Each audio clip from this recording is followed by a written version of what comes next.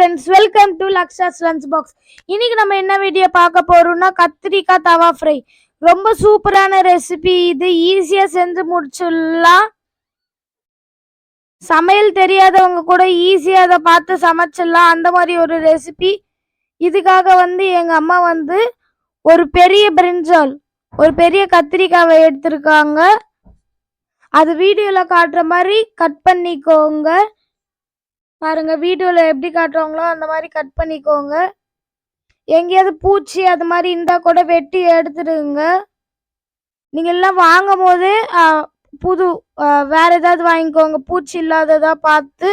அடுத்து வீடியோல காட்டுற மாதிரி மாங்காவை எப்படி ஸ்லைஸா வெட்டுவீங்க அந்த மாதிரி வெட்டி எடுத்துக்கோங்க. அதுக்கடுத்து இது திருப்பி வாஷ் பண்ணும். அதுக்காக ஒரு பவுல் எடுத்துக்கணும். அதில் தண்ணி ஊற்றிக்கின்னு உப்பு 1 டீஸ்பூன் போட்டுக்கணும்.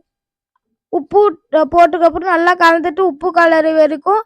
அடுத்து நம்ம கட் பண்ணி வச்சிருந்த கத்திரிக்காவை கூட இது கூட சேர்த்து நல்லா வாஷ் பண்ணிக்கணும்.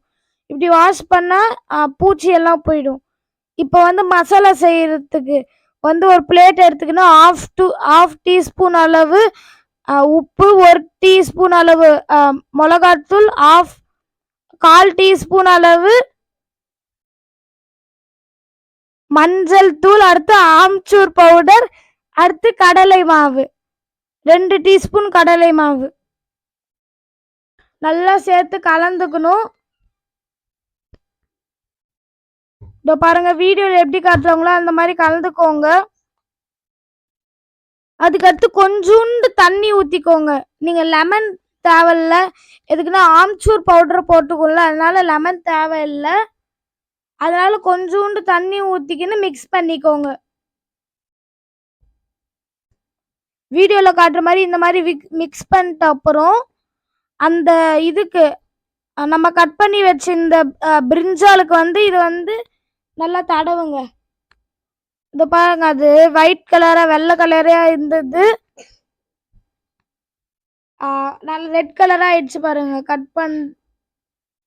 அது ஸ்ப்ரெட் பண்ண உடனே நல்லா ஃபுல்லாக ஸ்ப்ரெட் பண்ணணும்.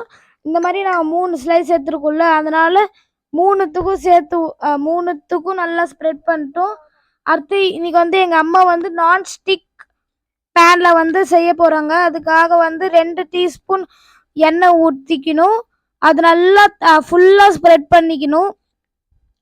இல்லை நீங்கள் தோசை சுடுவீங்கள்ல, அந்த பேனில் கூட செய்யலாம். நல்லா ஸ்ப்ரெட் பண்ணிட்ட அப்புறம் எண்ணெயை அதுக்கடுத்து இந்த 3 ஸ்லைஸையும் போட்டுக்கணும். இந்த பாருங்க, வீடியோல எப்படி காட்டுறோம். 3 ஸ்லைஸ்லயும் போட்டுக்கன்னு கொஞ்ச நேரம் ஹை ஃப்ளேம்லயே இருக்கட்டும். இந்த பாருங்க, திருப்பி கொஞ்ச நேரம் வேகிட்ட அப்புறம் பின்னாடி திருப்பி போடுங்க. பின்னாடி திருப்பி போடுங்க. பாருங்க, இப்போ லோ ஃப்ளேம்ல வச்சுக்கோங்க. பாருங்க, வீடியோல எப்படி காட்டுறாங்களோ அந்த மாதிரி. எங்களுக்கு பூச்சி இல்லைன்னா நல்லா வந்திருக்கும். அந்த பூச்சி இருந்ததுனால தான் சைட்ல மட்டும் சின்னதாக வந்திருக்கு. அதை எங்கள் அம்மா வெட்டிட்டாங்க, அதனால கொஞ்சம் ஒரு மாதிரி இருக்கு. இப்போ பாருங்க, வீடியோவில் எப்படி காட்டுறோம் அந்த மாதிரி பண்ணிட்ட அப்புறம் திருப்பி முடிச்சிட்ட அப்புறம் கேஸ் ஆஃப் பண்ணிட்டு நீங்கள் ஒரு பிளேட்டில் சர்வ் பண்ணிக்கலாம். இது சாம்பார் சாதத்துக்கு அதுக்கெல்லாம் சூப்பராக இருக்கும். ஒரு சூப்பரான ரெசிபி. கண்டிப்பாக கமெண்ட்ல எப்படி இருக்குன்னு செஞ்சு எங்களுக்கு கமெண்ட்